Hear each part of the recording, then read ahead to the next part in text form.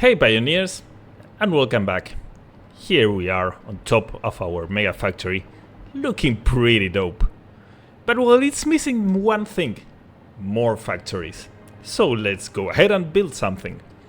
At this stage I am between two things, doing the responsible thing or the irresponsible thing.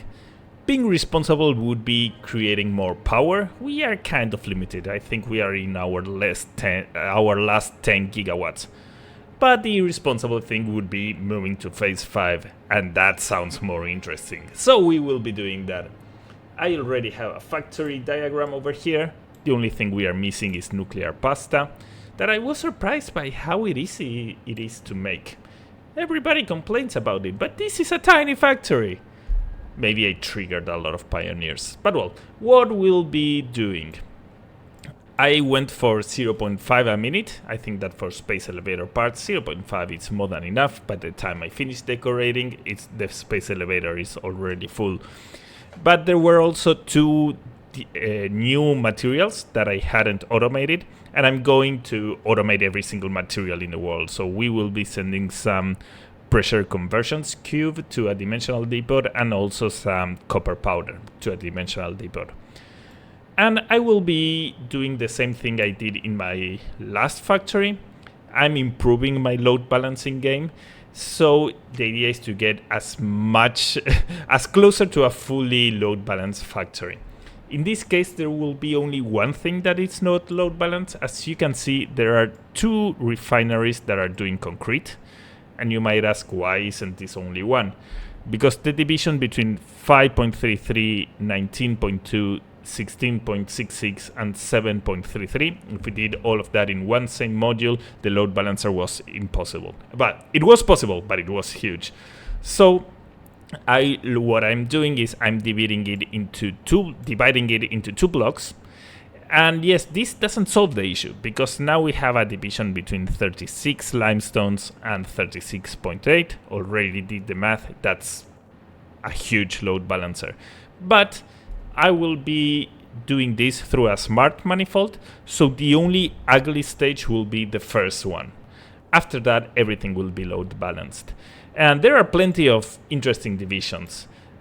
5.33 and 19.2, 16.66 and 7.33, we have 20 and 12. The most challenging one will be this one, 5.93 and 33.33. This is going to be the biggest load balancer, but I can handle it. So, well, this is the plan. We will only have one smart manifold, meaning one of these refineries, this one will start first and then the other one will start, and after that, beauty. Let's go. And I already lied. I forgot about it. The diagram is weird. I said that this limestone was going to be the only not load balanced part, but we also have this copper division between 15.7 and 288. I did the math, and in order to do that load balancer, I would have to split the belt into 455 equal parts. So, well, there is going to be two stages that are not load balanced, but anyway, they are the first stage. After that, everything is nice. So, I already did some stuff and set up all of the refineries. I usually want to get rid of fluid dynamics at the beginning. So, what do we have here? We have the two refineries that do a small amount of copper ingots, that these two are clocked at the exact same rate. And then we have the two refineries that do concrete. This will have a smart manifold because it's 24 and 24.5. And on the other side, we have the 20 refineries that are going to do most of the copper ingots that we need for the copper powder that I had forgotten about, and it's a kind of an important thing in this project. But well, for the time being, we only have the refineries. I already set the recipe, and I made the water connection. As usual, I use the water tower principle. So between each of these divisions, there's a lot of height, and that applies pressure into the junction and prevents you from having issues. So we can see that here we have two levels, and this pipe over here gets split onto this other segment that also is doing the same thing. And this is already connected to my belt bus that is going to gather water from that edge of the map. It's going to be a long pipe. So with this we wrap everything required liquids, and the only stages that aren't load balanced, well, these two are, but the connections between them aren't. And now we can get serious. Let's go. So I worked a little bit with these refineries. We've got a total of 20. So what we are seeing over here is a 1 to 20 load balancer. This is symmetrical, meaning the left side is equal to the right side. So we have two 1 to 10 load balancers. And this splitter over here is taking half to each side. So how does this work? We can say that the refineries are in groups of 3. This is one group. There's another group. Another group. And the last refinery doesn't have any friends, so it's in a group of 1. But anyway, we can see that the splitter is splitting into 3. So we have this splitter that splits into one group and another group.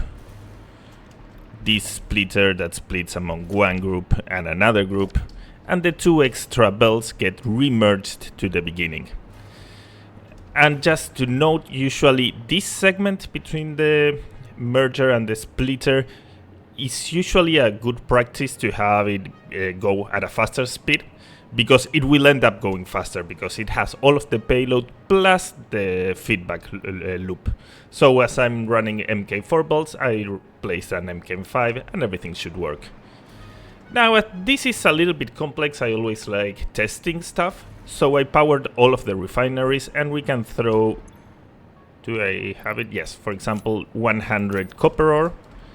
And if we divide 100 copper into 20 refineries, each one of them should be having 5. So we'll give it a couple of seconds until it finishes.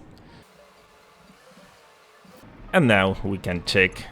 Each refinery should have 5 copper ore. And they have. So this load balancer works. Let's continue. Here we go. I've connected the inputs of these machines, the outputs, and we can start doing real stuff. So I wanted to talk about a specific load balancer. I won't be explaining all of them because I did that in my last video. But I'm only going to explain the one that's the scariest, and the rest are the same thing, only that a little bit easier. And that would be this guy over here. We need to split 33.33 to one side and 5.93 to the other. So how do you start? First you need to calculate the ratios between these numbers, which I have already done. If we want to divide this number into these other two, we have to, well, divide the belt by 53 equal parts and send 45 to one place and 8 to the other.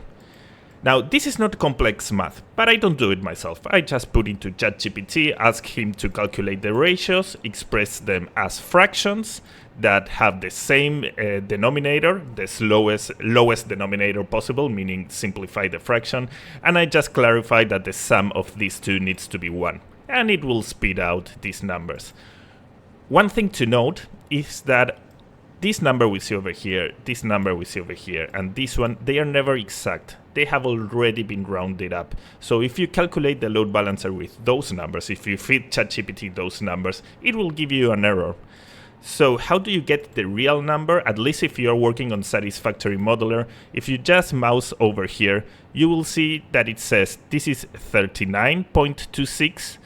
But then it expresses the number as a fraction, 39 and 7 divided by 27.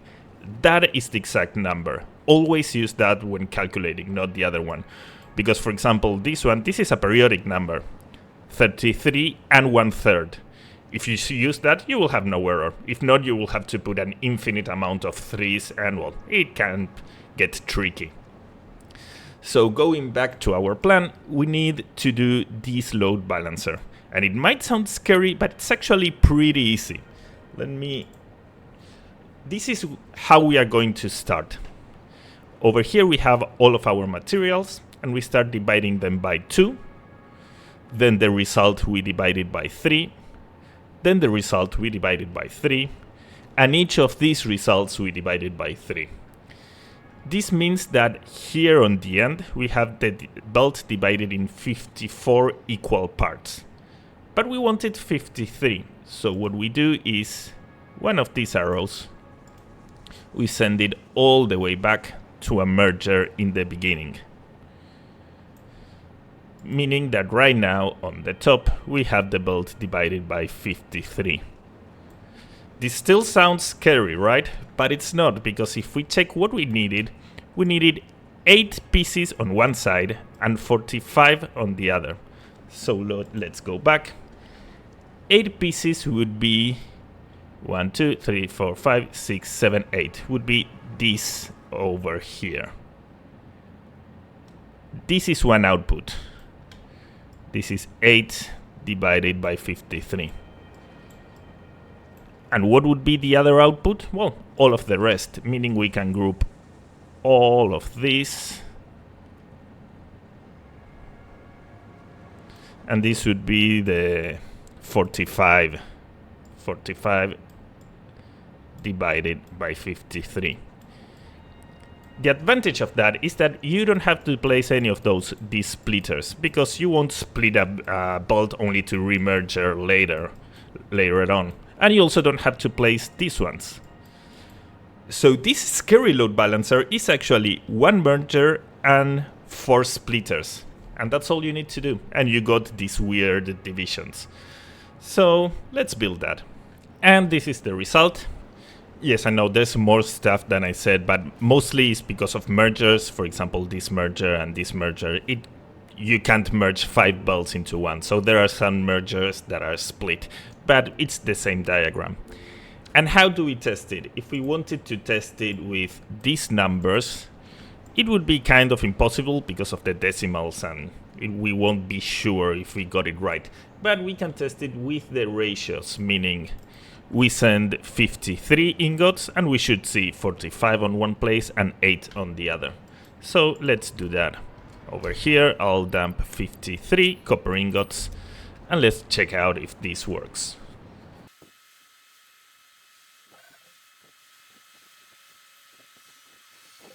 And we are done. We have 8 on one side and 45 on the other. So this load balancer works. And it will be the last one I explain. If you find this interesting, my last 2 videos have way more examples. I don't want to repeat myself too much. I think it will be boring. So now that I explained how I'm going to do this, I'll continue and do several modules in a row. Let's go. Okay, I progressed through the factory. And I hope you guys like sushi, because I made something silly. For starters, I placed most of the load balancers together, so this should be a pretty dope place to watch once everything is working. So we have 3 over there, and this would be a 4th one. But well, what's the silly thing I did? For example, over here we have a constructor doing wire, and we have a constructor doing iron plates. And I'm merging both of the outputs and sending it to only one input of an assembler. Because as the materials are load balanced, this should never jam. And I've never done that using only one input. So I made the same thing for each single machine over here. So for example, over here we are doing encased industrial beams, and there's only one input connected, because we are getting the steel pipes from over there and the concrete from over there.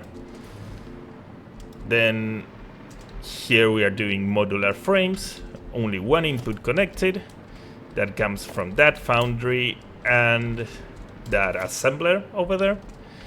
And same for the manufacturer. This manufacturer requires 4 different materials but has only one input connected. They come from there, from there, from there, and where's the 4th one? From over there.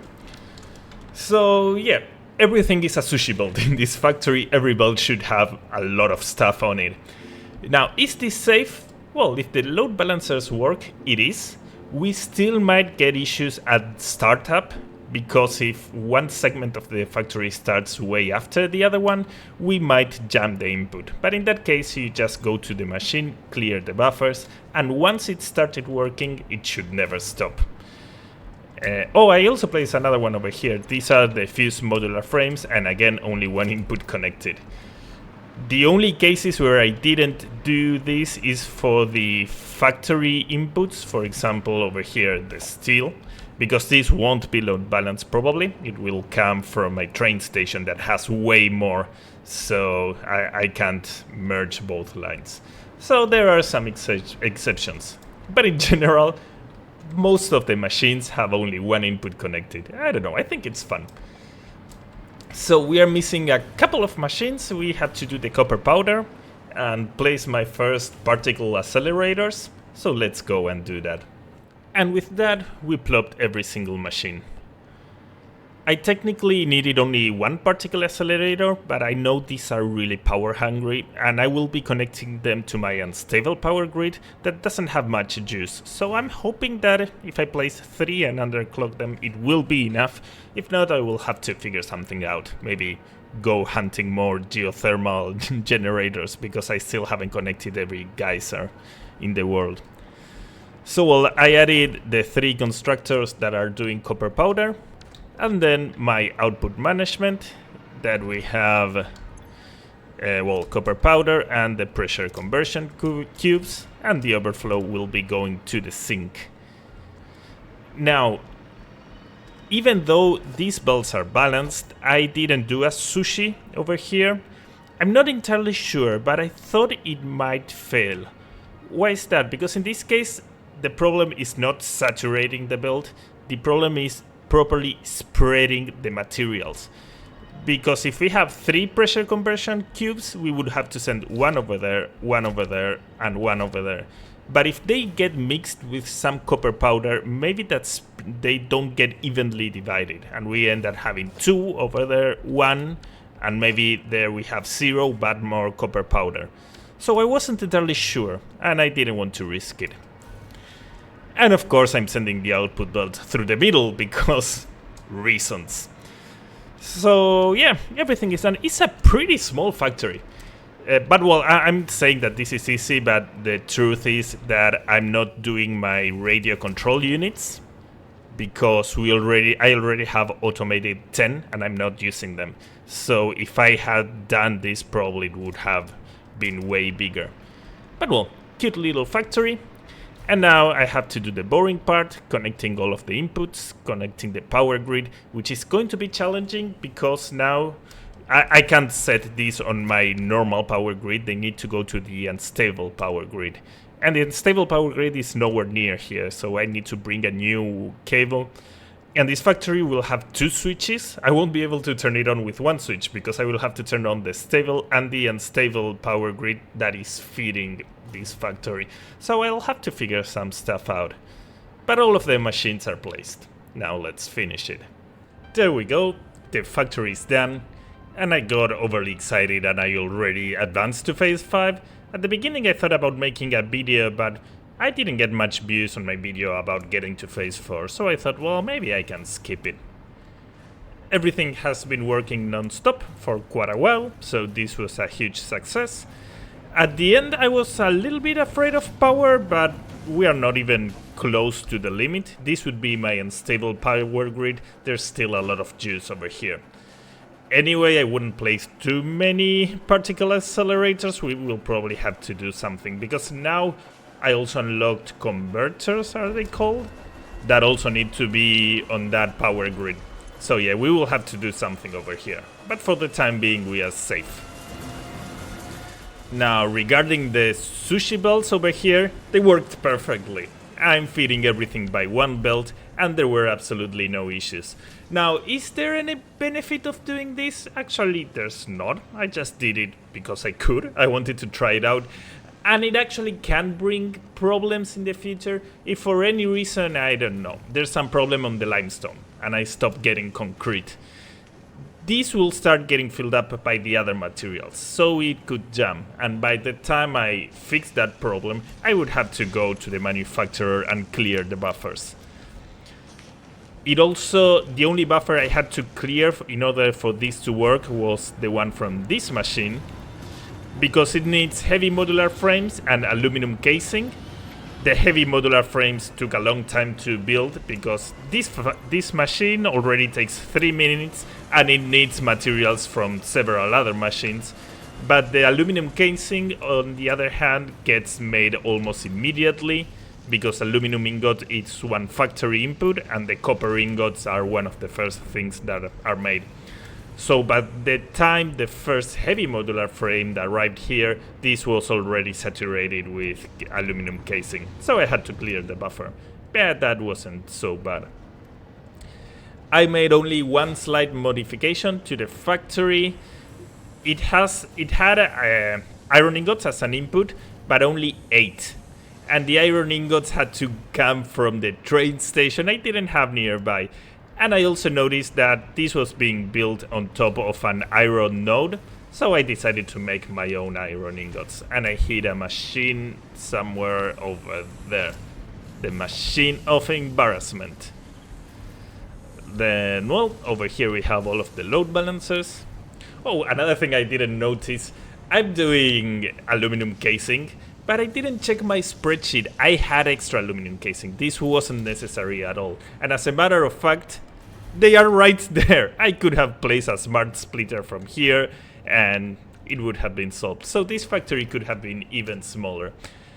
But well, it's working and I'm really glad with the result. Regarding the power connections, it was a little bit annoying because now as I have 2 power grids, well, I had to place storage on both of them. We got 2 different cutoff times and, well, handling everything doubled was a little bit annoying. And now I also have 2 switches to turn this factory on. Here we have the unstable and the stable. But well, it wasn't that bad and everything is up and running. So now we start with phase 5. I hope you guys enjoyed this video. If you did, please remember to leave a comment. Just say hi. Tell me something. And well, I'll see you all on the next one.